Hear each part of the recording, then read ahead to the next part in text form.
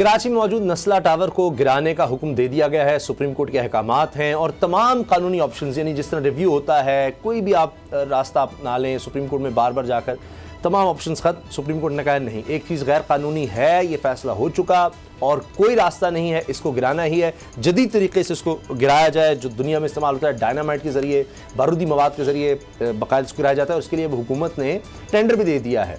और अब मसला ये है कि कुछ लोग अब भी वहाँ पर मौजूद हैं।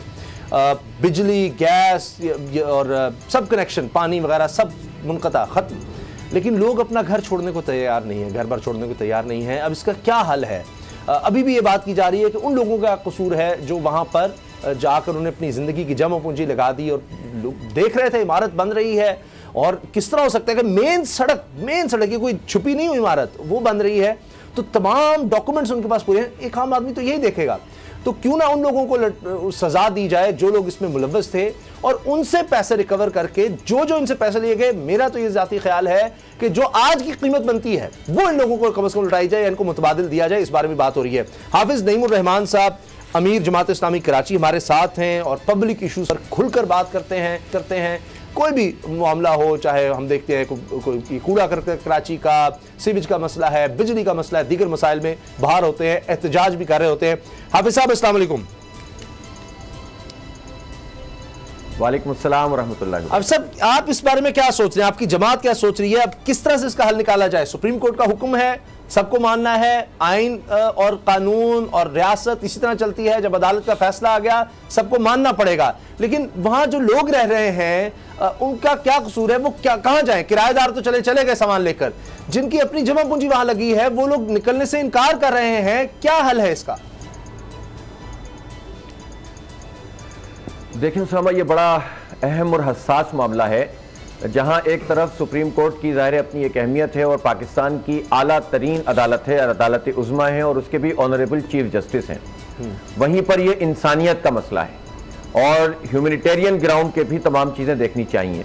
मैं आपकी बात से 100% मुत्तफिक हूँ कि जब लोग अपनी जमा पूंजी यहाँ पर लगा रहे थे तो उनके पास और कोई ज़रिया नहीं था सिवाय इसके कि वो ये चेक कर सकें कि इनके पास NOC है कि नहीं है।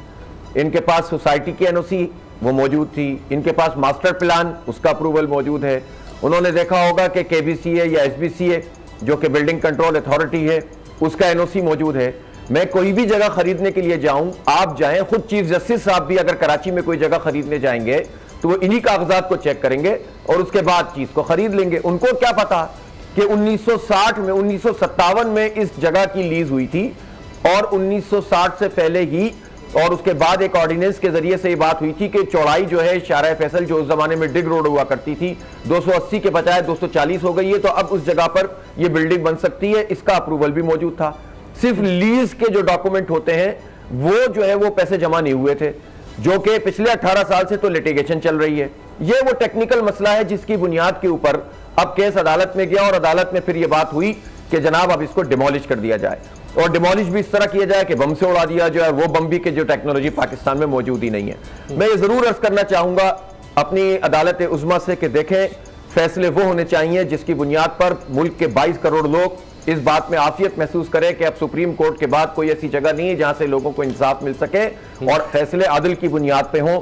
जो सहूलत बनी गाला में इमरान खान साहब को हासिल है, कम से कम वो नहीं तो उससे आधी सहूलत तो आप इन लोगों को दे दें कि जिन्होंने अपनी जमा पूंजी, एक खातून वहां पर ऐसी हैं जो खुद जॉब करती हैं, उनकी एक बेटी है, 80,000 रुपए माहाना की जो है वो किस्त अदा करती रही हैं, जो पैसे उन्होंने अपने बैंक से बगैर सूद के लिए थे और उसके बाद जो है वो इस तरह से अपना गुजारा कर रही है। अब उनसे कहा जा रहा है निकल जाओ यहां से, उड़ा देंगे इसको। तो भाई उड़ा दें आप कराची को, आप इस्लामाबाद की हयात रेजेंसी को तो रेगुलराइज कर दें, इसलिए कि ताकतवरों की है।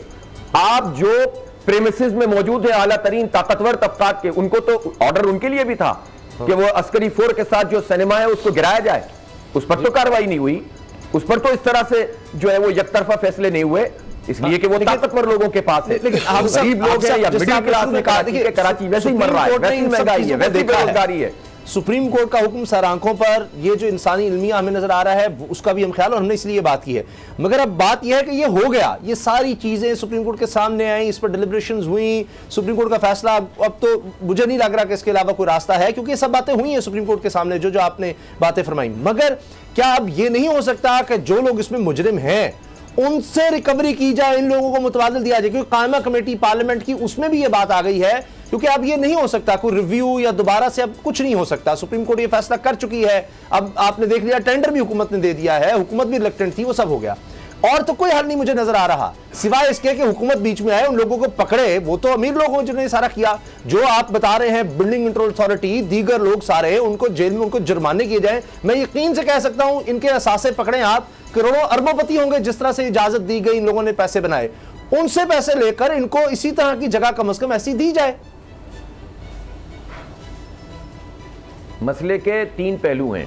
चलें, आपने सुप्रीम कोर्ट पे तो चैप्टर क्लोज कर दिया, हालांकि मैं समझता हूं कि दुनिया भर में अदालतों के फैसले पर कानूनी एतबार से तनकीद वकला भी कर सकते हैं, जजेस भी कर सकते हैं, और एक आइन के तालिब इल्म की हैसियत से चलें ठीक है, हम तो शहरी हैं, लेकिन हम ह्यूमैनिटेरियन ग्राउंड पर अपील तो कर सकते हैं, दरखास्त तो कर सकते हैं कि आप रिविजिट करें, लार्जर बेंच तक सर वो हो गया ना रिव्यू भी। वैसे भी जब इतनी आपकी बात दुरुस्त है, मैं गुजारिश कर रहा हूं, जितने कानूनी रास्ते से सब एग्जॉस्ट खत्म हो गए, अब मजीद कुछ नहीं हो सकता, रिव्यू वगैरह सब। मैं बताता हूं, चले अब मैं सेकंड बात पे आता हूं। जी जी उसाफा, में दूसरी बात पे आता हूं। दूसरी बात यह कि सुप्रीम कोर्ट के इस फैसले में जो चीज मिसिंग है वो तो हम बात कर सकते हैं ना, जितनी यहां पर इरेगुलरिटीज हो रही हैं और जितने खरबपति और अरबपति जिनके टैंकों में से नोट बरामद होते रहे, किसी एक आदमी को भी किसी सुप्रीम कोर्ट, किसी हाई कोर्ट ने लटकाया है?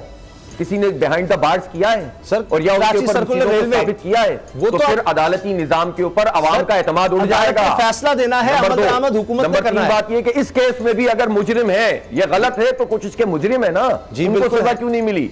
और तीसरी बात यह है कि अब हुकूमत की जिम्मेदारी है, हुकूमत की जिम्मेदारी है कि इनको कंपनसेशन दें। अब जब आपने फैसला कर लिया कि इस्लामाबाद में रेगुलराइज करेंगे और कराची को बम से उड़ाएंगे, तो अब आप इनको कंपनसेशन दें, और उनकी कंपनसेशन बिल्डर के पीछे ये लोग नहीं भागेंगे।